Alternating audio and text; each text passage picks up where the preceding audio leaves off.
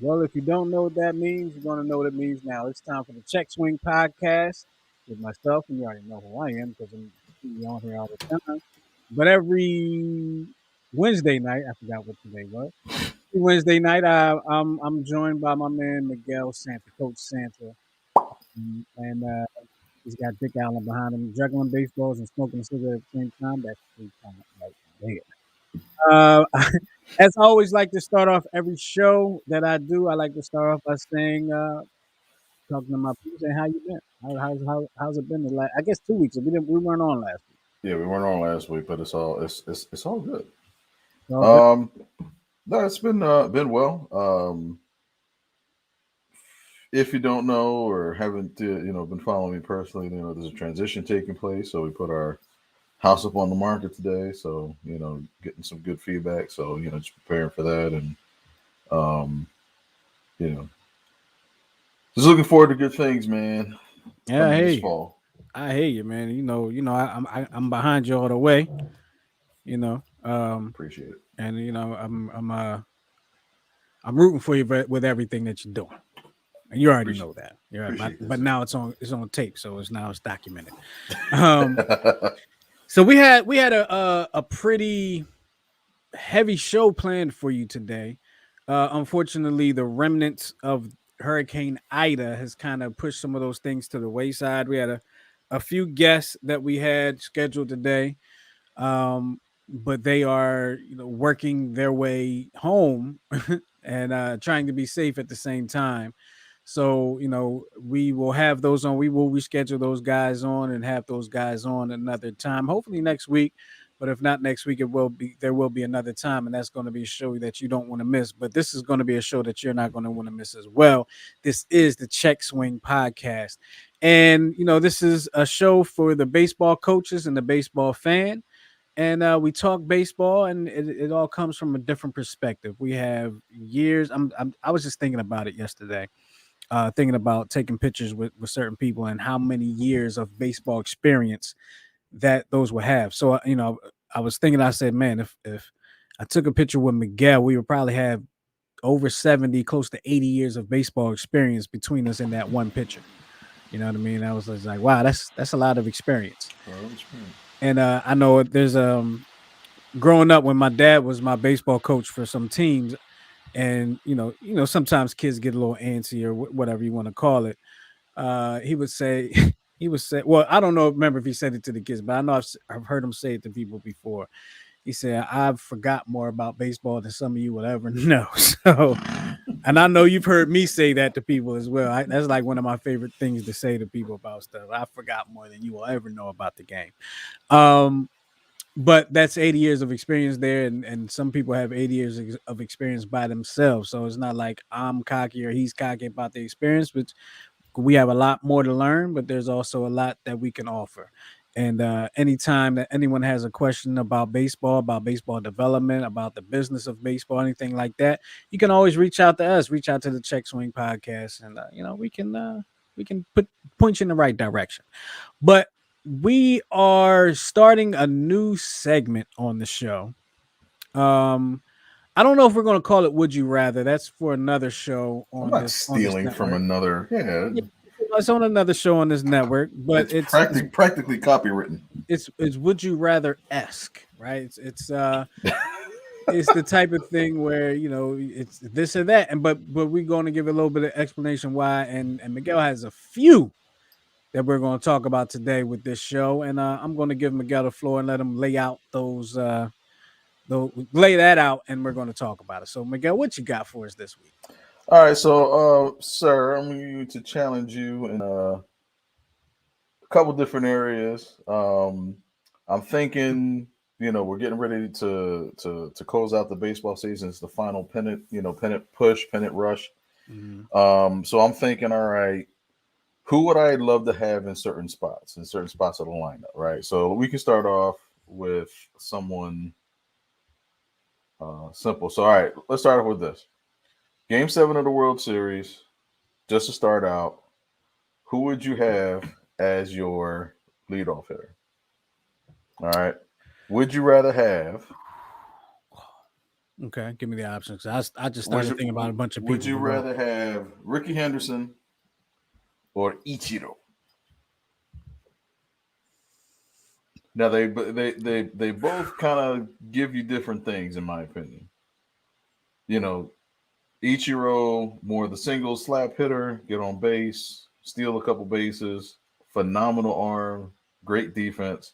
But then you got Ricky Henderson, who is arguably the greatest leadoff hitter of all time. He can walk. He has the patience to walk. So you know you're going to see a lot of pitches. Get on base. He's going to steal, whether you like it or not. He's going to steal when he wants. Um, defense was okay.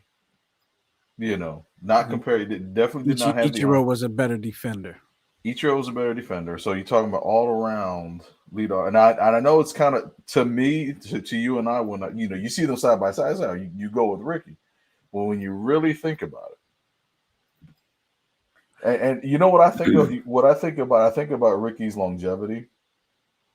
Um, Ricky was he around for a long time, he was a and I'm sorry. Go ahead. no, go ahead. I was gonna say, and he even after his time in the majors was up, he played minor league ball just because he loved the game. Kept playing. I think he's still playing. I think him and He might Julio be. Franco are still probably playing in like the Dominican somewhere. Because I wouldn't be surprised. there was a picture of Julio Franco. I gotta see if I can find it. He was like 63 years old with the stance. Probably still And jacked. still, he was jacked. He was jacked. Got a little gut, but still jacked. So who you got? Game 7 of the World Series. Who is your leadoff hitter? So this is a tough one because when you first posed the question, my first instinct was I got to take Ricky because he's been in the World Series before. Several World Series. Several World Series with the And, and A's, with the Blue Jays. He's been in the World Series. and I always say this whenever I talk about like the '93 Phillies. That was a phenomenal year. They kind of caught lightning in the bottle. Everybody had career years, and then after that, they all kind of sunk. But when you look at that ninth inning, and Mitch Williams walks Ricky Henderson. I think he got the first out. Then he walks Ricky Henderson, right? Mm-hmm. And then he started doing that stupid slide step. So his fastball goes from like 95 to like 91, 92 because he's worried about Ricky Henderson. So Ricky Henderson being on base changes the whole feng shui, if you will, for the pitcher. So I would go old school and But do. but isn't that the case with Ichiro as well? I think they're two different eras because even in Ichiro's like the most I gotta see what the most stolen bases he had. I mean, Ricky Henderson averaged 100 stolen bases for several years, whereas and the game was different. Right, the game by the time changed a bit. Yeah. so it was like even the slap. He was probably one of the last of the slap hitters, the bunt for singles and stuff like that. And Ichiro, I'm sorry, Ricky was a left fielder, wasn't he? He was a left fielder. He actually was started out in center. Started out in center and became a left fielder. Right because So defense. I'm going to go with Ricky Henderson, and here's why. I'm going with Ricky Henderson because he has the World Series experience, right? So we're talking game 7, Mhm. right? I'm going with Ricky because what he does on the base path, what he does at bat. I'm giving Ricky the slight edge over Ichiro, even though Ichiro is a monster when it comes to batting and on the base path. I'm giving Ricky the slight edge there, and because you never really had to worry about Ricky on defense. Ichiro was a better defender, right fielder, stronger arm, but the left fielder and the right fielder, different types of games, right? So Correct. I'm going with Ricky because like I said, he's not as good as a defender considerably as Ichiro, but you're not out there worried about him. You're not out there thinking he's going to be dropping pop flies and all like that. Mm-hmm. He's going to play the position. He's going to fill the position. So I'm going with him because I think he does more damage on the base pass than Ichiro. We got a comment here from Leon Tillman. He says he's going with Ichiro. the lefty quick out of the box, also a good eye. He makes a good point there too. Yeah, that's that smooth swing. You know, technically faster to first base. The other thing I would agree with you and go with Ricky, for the simple fact that he has the most leadoff home runs in Major League history. So he can not only walk and steal a base, but who better? You know, what's a better situation than first batter of the game? You start off 1-0. Yeah, yeah, that's You know, true there's too. that potential too. You don't really get that potential with Ichiro. You know, I think Ricky had like uh, 20 or 30 leadoff home runs. I think that's how many Ichiro had for his career. You know And what I mean? Ricky was right-handed, right? He was right-handed but threw left, which was really awful. But yeah, he was So right-handed. so I'm gonna put you to the test kinda here, right? Mhm. I Leon, the commenter, just kind of reminded me of something, Mhm. and it's going to remind you of something too. What have I always said I like at the top of my lineup since we've been coaching together? What do I always like at the top of my lineup? You like them fast and quick, and you like the slap hitters And batting from what side? and batting from the left side. You didn't because you still love that Juan Pierre man. That was my guy, and that's the Yeah, guy that did it for me. It was Juan yeah, Pierre. And I'm kind of surprised that I would pick. I think I'm picking Ricky for the simple fact of what he can do on a base pass, mhm, more so than um, what he does at the plate. right. But I didn't realize he has the most leadoff home runs ever. I didn't realize that. Um, I also respect the fact that in every interview he's always he can speak in the third person and do it confidently. he does. He does. I love when he said. I think when he got the stolen base title. I think he's like Ricky Henderson did it, and now Ricky Henderson can say Ricky Henderson is the greatest. I'm like that is the greatest speech ever. Right. I Yeah, that's love it. I Ricky absolutely love it. Henderson was the man. Like He was the growing man. up, if you were a kid of the 80s and 90s, and a fan of baseball, before Ken Griffey was the guy to like, Ricky Henderson was that guy. Yep. Ricky Henderson was that guy. Yep. And he played for the Hershey Bears. Like that's pretty cool. Oh wow, I didn't know that. But I'm sorry, I'm so wrong. Not the Yeah. Hershey Bears.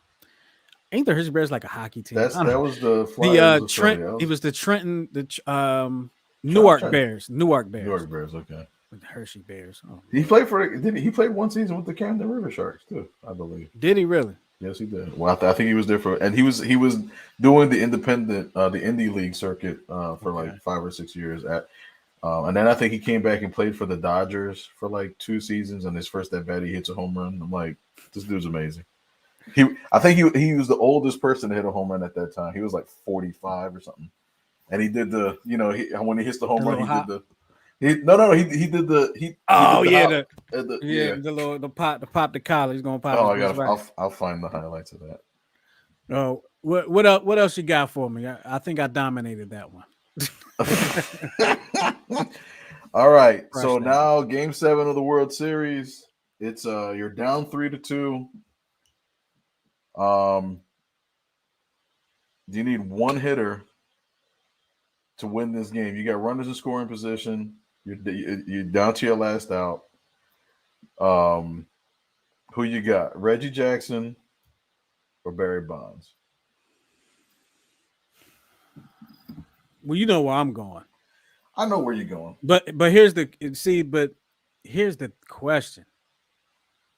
And somebody that saw Reggie more than I did growing up can probably answer this better. Can probably answer this question. But how many people are on base? Because Second, I saw they so, Ben, I mean Ben, Barry Bonds was walked before with the bases loaded. ooh, Okay, you know what? I That's a don't know good if one. Reggie was ever walked with the bases loaded. That's a good one. Like So if two bases are occupied, they're walking Barry. you're right. You know what? You're absolutely right. So if you so you would go with Reggie for the simple fact No, that I he would want to get go with pissed. Barry. I want to go with Barry. Okay. Okay, I want to go with Barry. Let's assume that they're not going to walk him, whoever it is.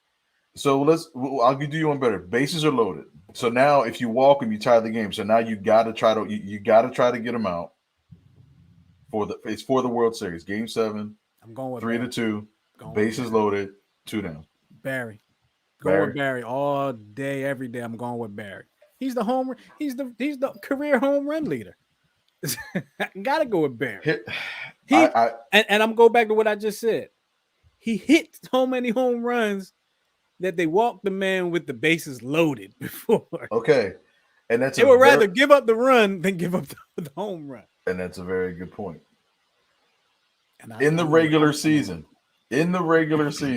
okay, my man Reggie Jackson is not called Mr. October for no reason. That's true. He was just clutch like that. Matter of fact, the highlights that you see right now, Game 6 of the World Series on your left is Mr. Reggie Jackson. Picture on the right is when Barry Bonds hit. Hold on. Is that Charlie Huff? That's Charlie Huff. I knew you were going to catch that for some reason. That's Charlie Huff, the knuckleballer who pitched for 48 years. Wow. And I only remember Charlie Huff with the Marlins.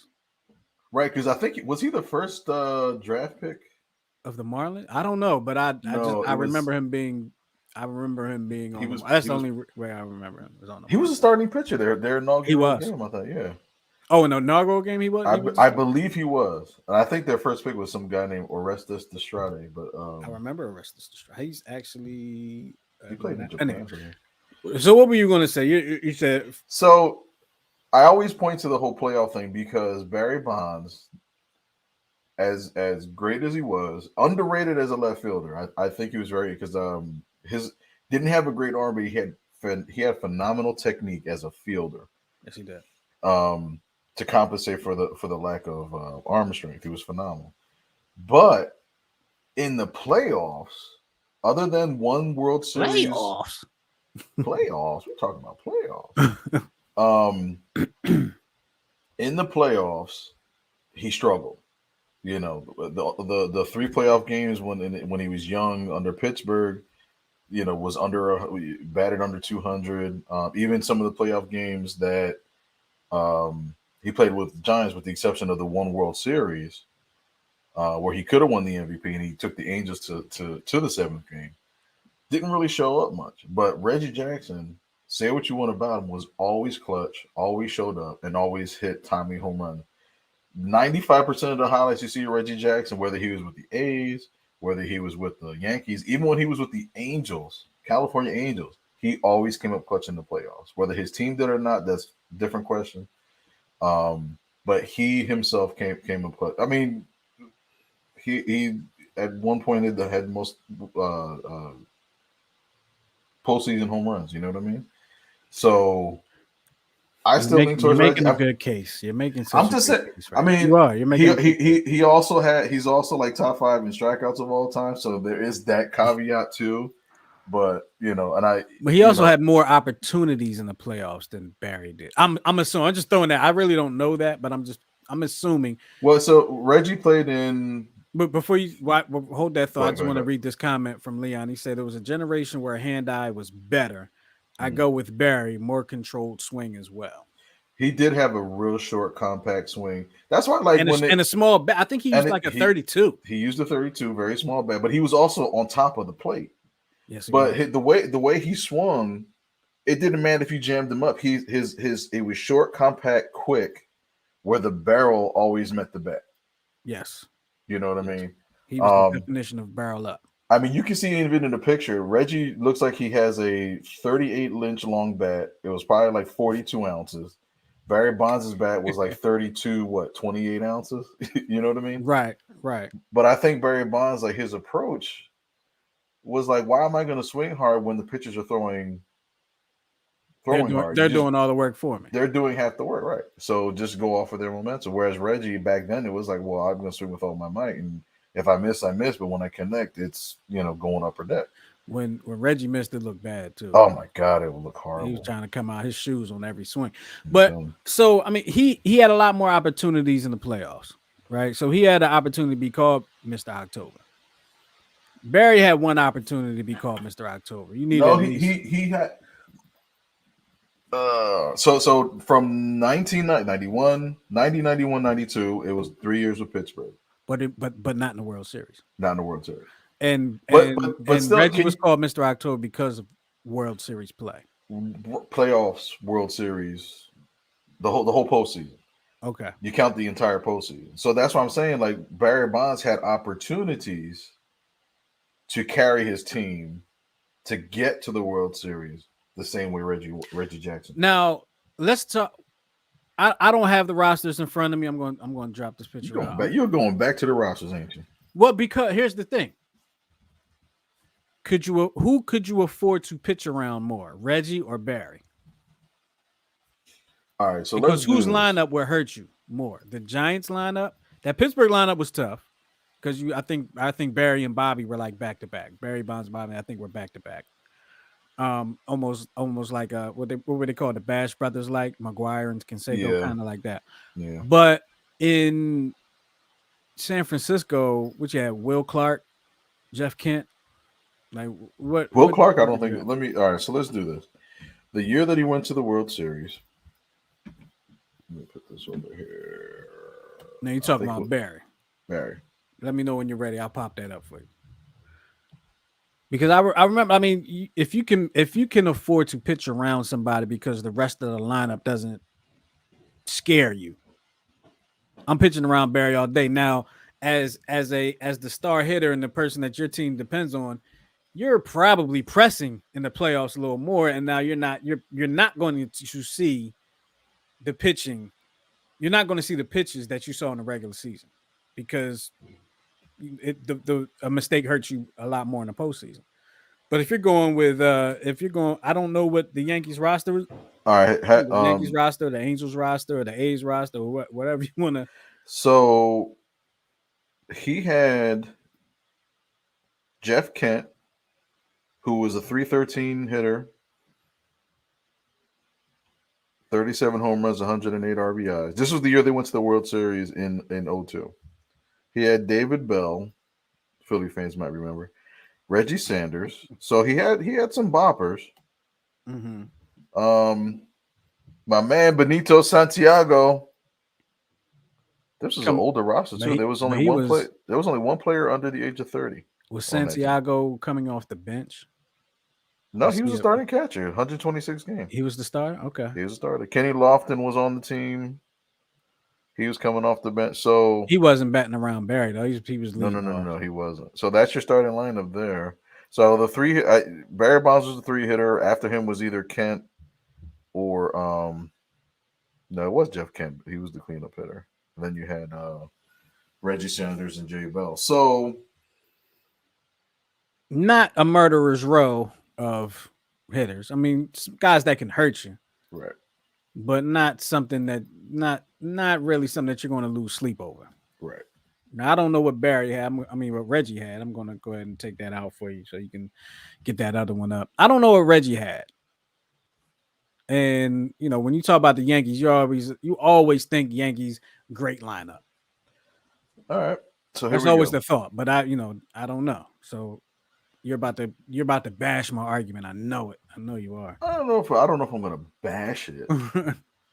It What may we be got? about even. So Reggie Jack. So Barry Bonds had 40 home runs in his World Series year. The first year with the Yankees, Reggie had 32 home runs. He had Craig Nettles, great third baseman, who hit 37, and a lot of hitters that hit like 16, 17, 18 home runs. Willie Randolph, Chris Chambliss, Thurman Munson. That's when catchers caught like 150 games. But this was a really good overall team. I think their pitching was pretty good too. No, their pitching wasn't great per se, but And I feel like back then pitchers didn't go away from challenging hitters either. I feel like pitch pitchers had that ego, pitchers had that cockiness. right. There was no Whereas when intentional Barry walks. came around, the Giants Barry came around, they didn't have any problem, no problem intentionally walking, no problem pitching around them. They feared Barry. And it's funny. So in 1978, the year they won because they won back-to-back World Series. You remember a pitcher named Bob Welch? Yes. So game two of that I mean, World I Series. wasn't alive then, but I know the name. Shut up. Shut up.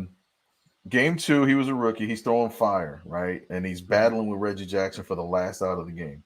Reggie Jackson strikes out game 2, like wails, like falls over. He looks at him and is like, "Mother, nah," and he's like throwing it back, kicking everything.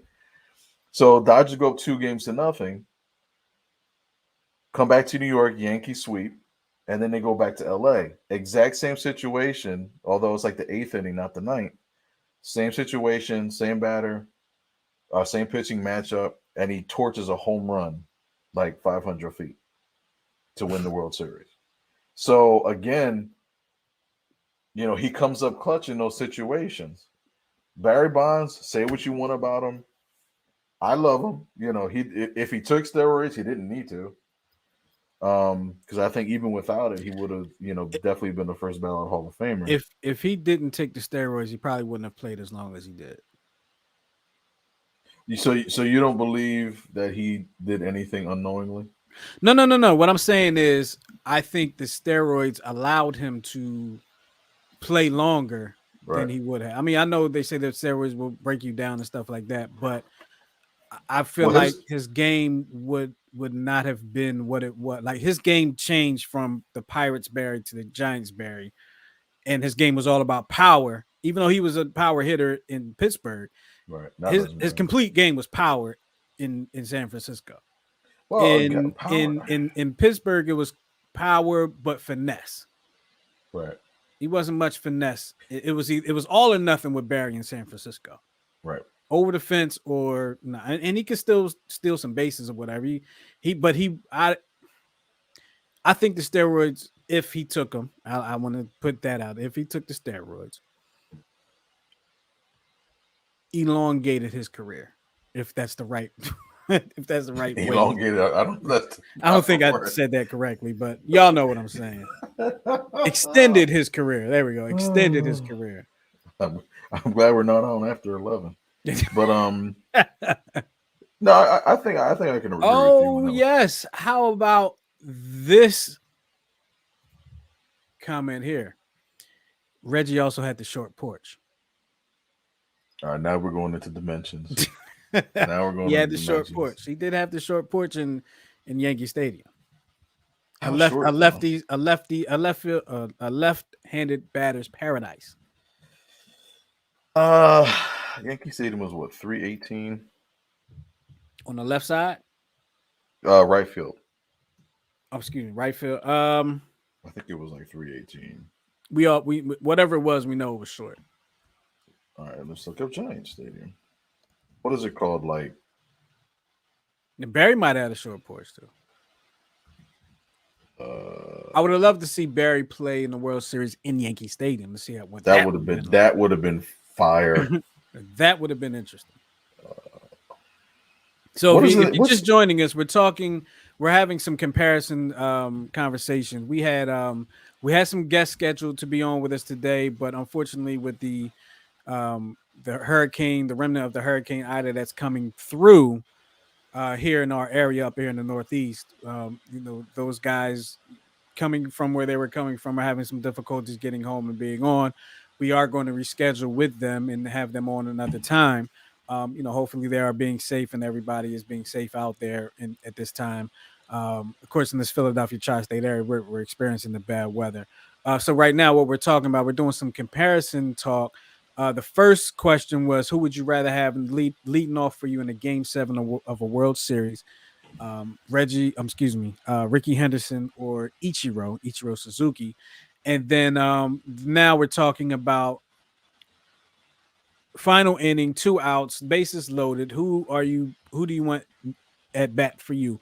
Barry Bonds or Reggie Jackson? And if you feel like we've had this debate before, we kind of have, but it's a little different now. So Leon says it was 310 for Barry, which I think he's saying it might have been a short porch there. No. Because he played at AT&T Park, whatever it was called when it first came out. It was actually 340.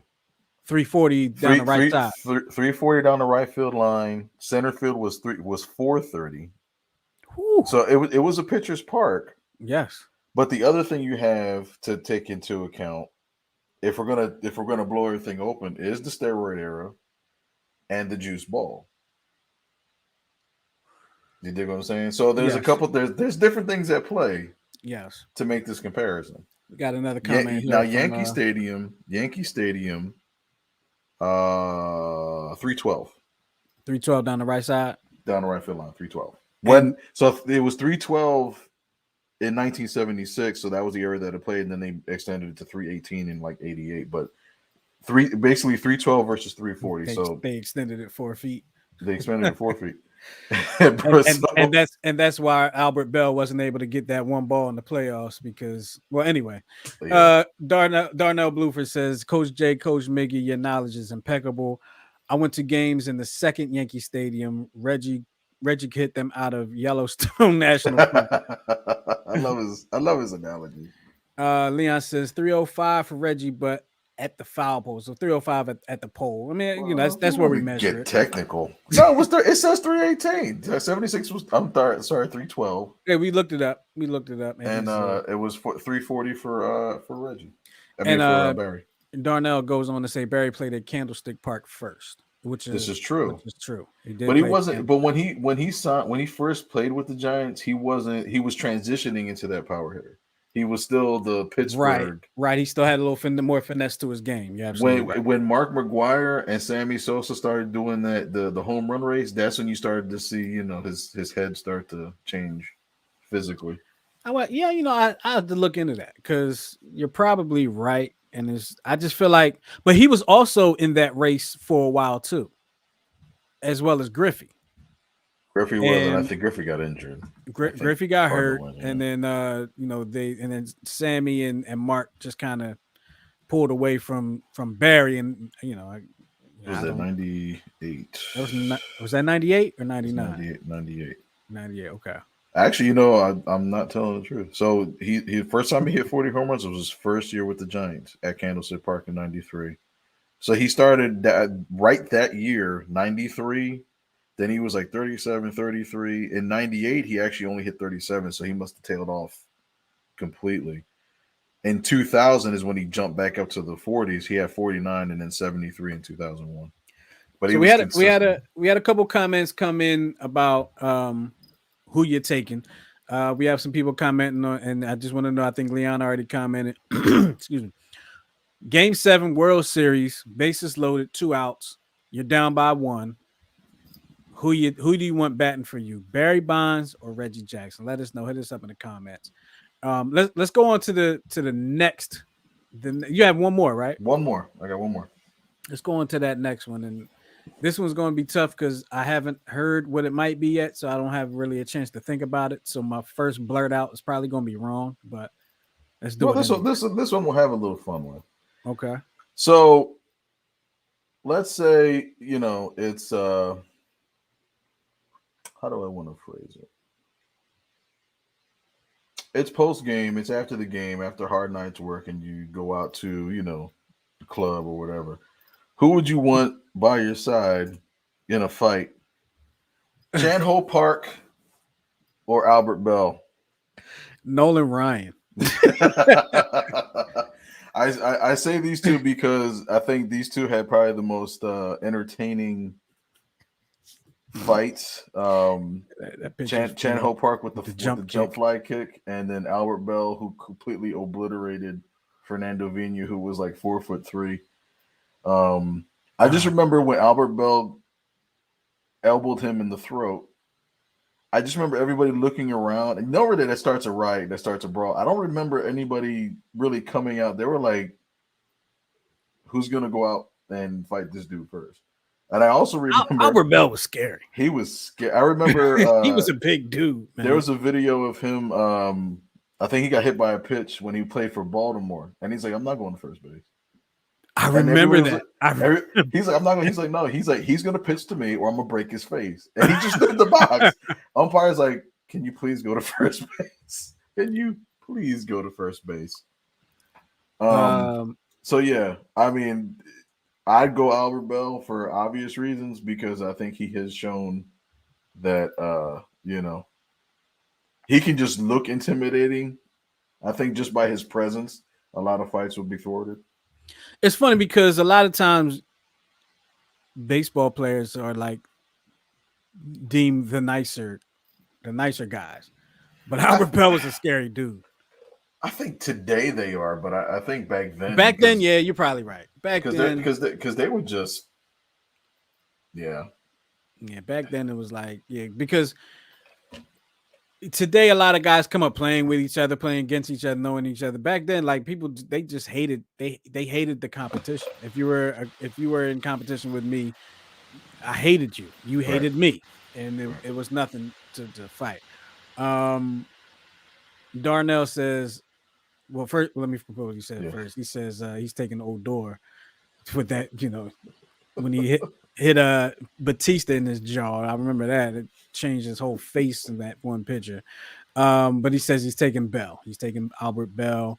Leon says I'm a pitcher that plays a part when I'm on the mound. I think he might be talking more so the last. I don't know. Explain that one, Leon. I'm not really sure because what you're referring to. I'm wondering if he's coming from the standpoint of as a pitcher, like it's going to determine who he wants having his back. Right. So I think as a pitcher, I definitely would want Albert Bell to have my back. I'm going to say, just based on the pictures that you see, not pictures, the pictures you put up there, I'm taking Chan-Ho Park. Because of his martial arts skills? Yes. Yes. And that's the only reason.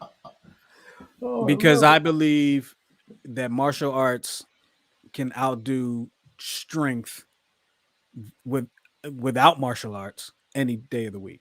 I'll take Albert Bell for the simple fact that, and I'm stealing this from an unpopular person in Philadelphia, but big people beat up little people.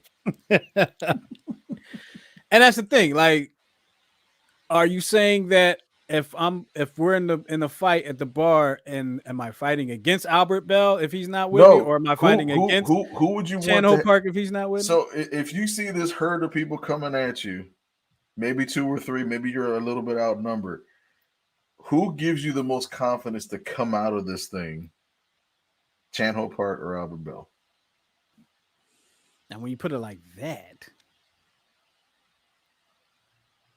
I mean, the obvious answer got to be Albert Bell, right? But you make the point with the martial arts, and it's like, you see like the Jackie Chan movies. He's beating guys that are like 6'4", 390 pounds. So, I mean, and that's movies and stuff. But I mean, look, Chan-Ho Park did a flying jump kick, and he probably has metal spikes on. Maybe not. I can't really tell. I'm looking at the picture. It's hard to tell. Yeah. Let me see if I can. I can't tell, but like if somebody can do that like with ease, I'm taking Chan-Ho Park. And and to be fair, I mean he kicked an older pitcher, Tim Belcher, who was in his 40s, so it may not have been a fair fight, but yeah. Leon says Bell was frightening on and off the field. He's taking Bell, and he said the umpire was scared to tell him to go to first. Yeah, the umpire was like he stood at the plate for like 2 and 3 minutes. We're like, I remember that. Can you go to first? You could tell on his face he is like, can you go to first base, Mr. Albert, sir, please? Like, no. No. Do you remember? And I liked Albert Bell. I was an Albert Bell fan, and I remember. I'm trying to think. He went from. Did he go from Baltimore to Cleveland or Cleveland to Baltimore? Cleveland to Baltimore. And it was about the money. And I think. And then you remember the next year, the All-Star game was in Cleveland, and he wouldn't play in the All-Star game. He got voted to play, but he wouldn't play because basically Cleveland hated him at that point. Yeah. And I lied. He went from Cleveland to Chicago. He went to the White Sox for 2 years. So did he go then Baltimore? Okay, but still the same thing. Goes there. The All-Star game was at the Jake, and if it was still the Jake then, All-Star game was at the Jake, and Cleveland hated him because he left for the money, and Cleveland they were a contender. Yeah. They were a contender. Kenny Lofton, Roberto Alomar, Albert Bell, like they were a contender back. Omar Vizquel, I think, played for them, Yep. if I'm not mistaken. That was a great team, man. That was a great team. Charlie Manuel was the manager. Yeah. Like, No, he was the hitting coach. he was the hitting coach, right? Yep. Right. Jim Tomei was on the team. Yep. That was they were a legit squad. I mean, they lost the World Series to who they lose to? Atlanta? They lost to Atlanta and then Florida. I must say, then they lose to the Marlins won their Marlins as first well. World Series. Yeah. Right. So they were a legit contender. Albert Bell left for what people say he left for the money. He did for him, but it's like people hate him. They were remember they throwing green pieces of paper in the air when he came. Nowadays, that's like the regular thing now. Right. Like, yeah, it's because your rookie contract is 6 years, so everybody's Right. expecting you to leave after 6 years. I mean, it's what after the first 4 years you're arbitration eligible. Then after the 6th year, it's the 10-5 rule. So yeah, you know a lot more about that than I do. yeah, I'm a geek. Darnell says a young Manny Ramirez was on that team as well. He was. Yeah, but he Manny was Ramirez he. I don't think he's a fighter. No. He's talking about the Indians. Oh He was yeah. playing that route. So you had Ramirez right, Kenny Lofton center. I always forget who was in. Bell was in left. Tomey at first. Alomar at second. Vizquel at short. Third base was. I don't remember who was at third base on that team.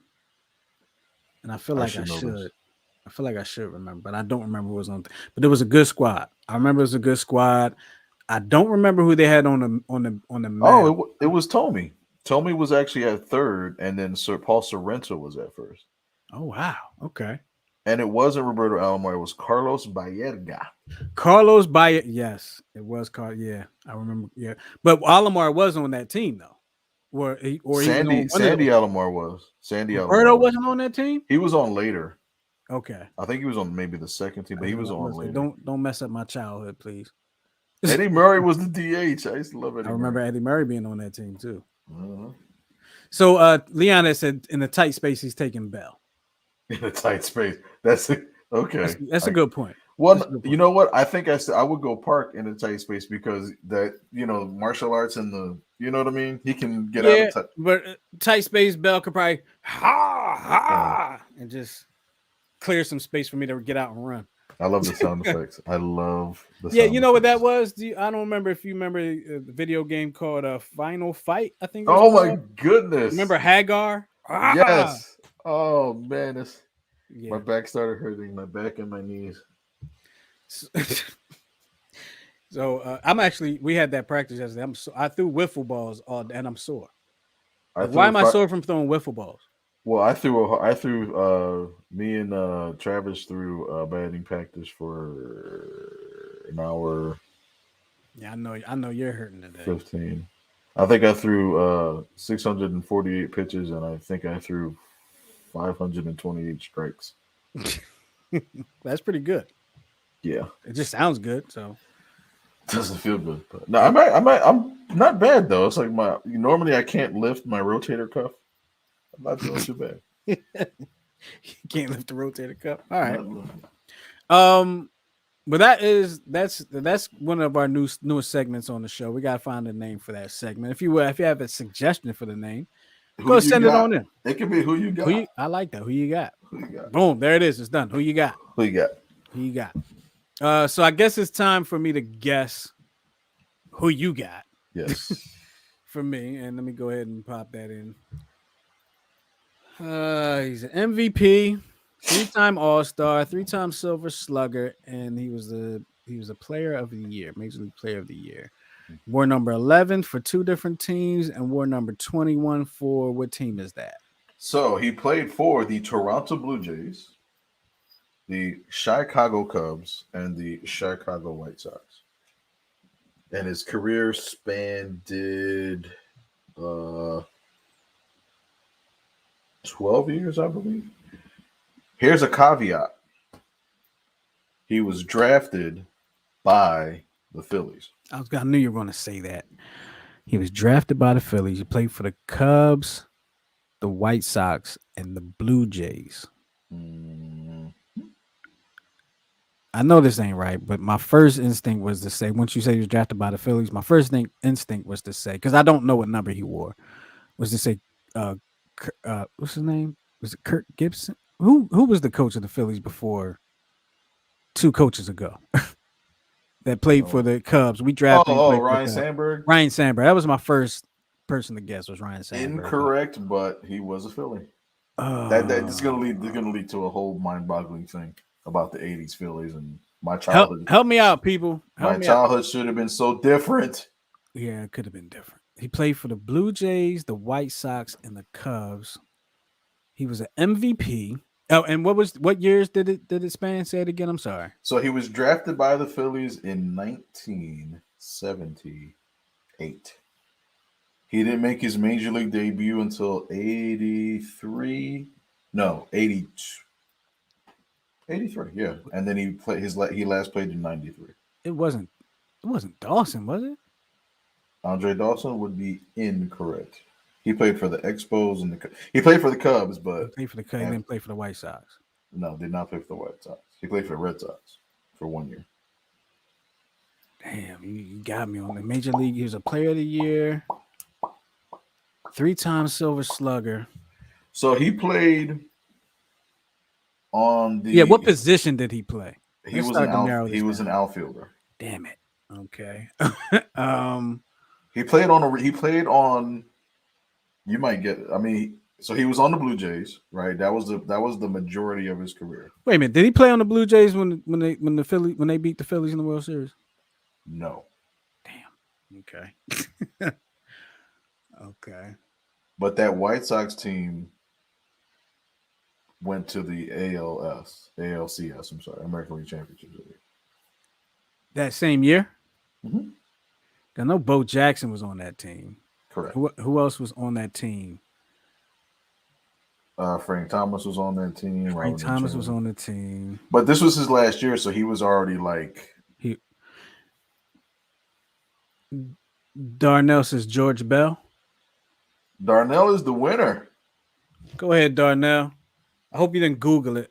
I think Darnell probably might have been on top of it. I believe that he did not Google that. I believe and this is what he looked like in 1978. So he played that's the for Reading the Phillies. Reading Phillies in 1978.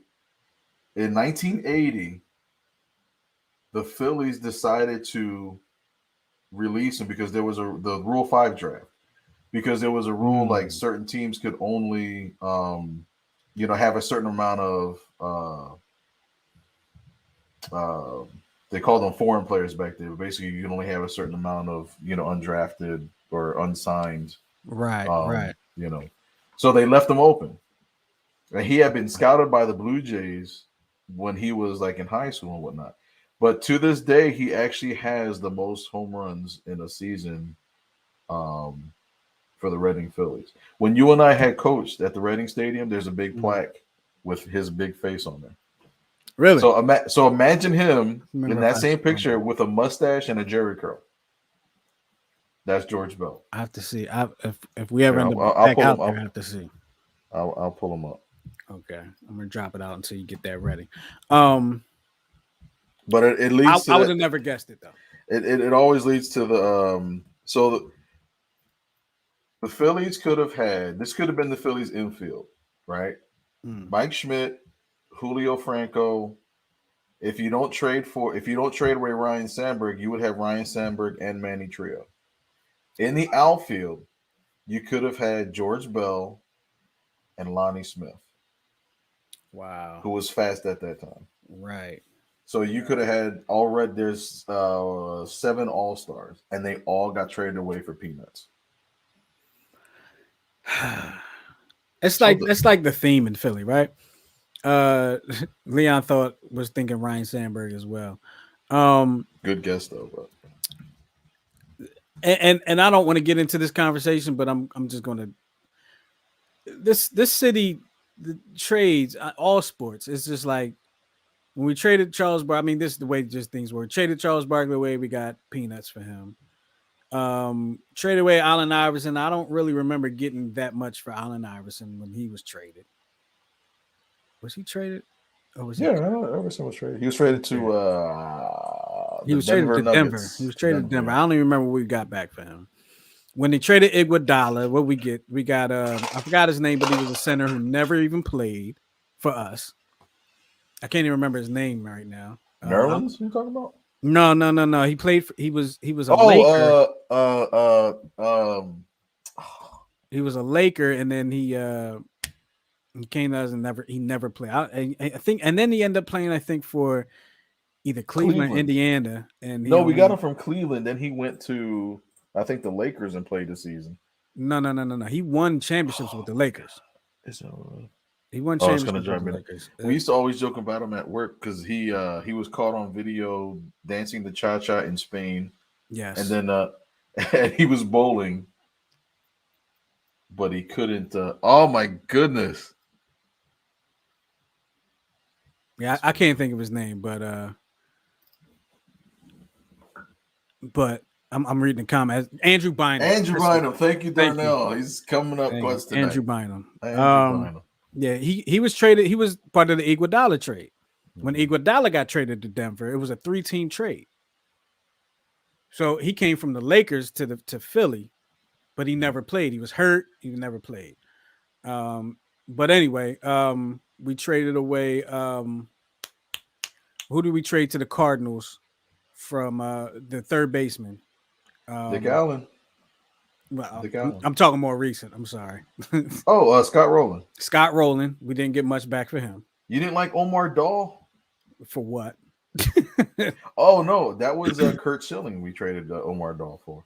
We got Travis Lee. We got Travis Lee for Kurt Schilling. We don't really, I think the Flyers might. But you know what though? I think that was the case. But right when 2000 hit, that's when you notice like the Flyers were competitive every year.